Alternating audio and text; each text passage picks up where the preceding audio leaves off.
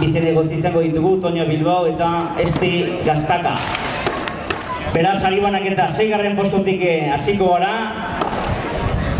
Eta hemen aurrean geratuko dira aizkolariak, saria jaso ondoren. 6. postuan, Asier Pellejero Nafarra, 18 minutu 23 segundu.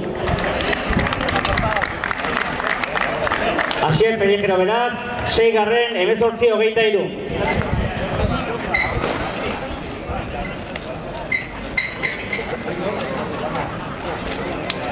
Bosgarren postuan, Juan Jose Erdozia, 17 minutu 9 segundu. Ia 6. aurten 5. 4. postuan, Arkaitz Jauregi, 15 minutu eta 44 segundurekin. 15 minutu eta 44 segundurekin. Eta podiumea osatzeko, 3. postuan, Julen Cañamares, 15 minutu eta 36 segundu.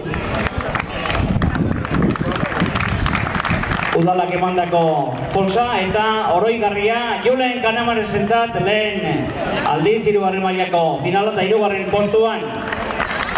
2. postuan, Xavier Zaldua, 14 minutu eta 38 segundurekin.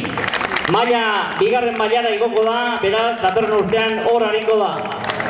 Oroigarria, udalak emandako saria eta orain falta zaiguna bakarrik, lehen postua lortu duena 12 minutu eta 57 segundurekin, Unai Otaño, Ibarrakoak, 2010ko txapelduna beraz, 2. mailara igoko da.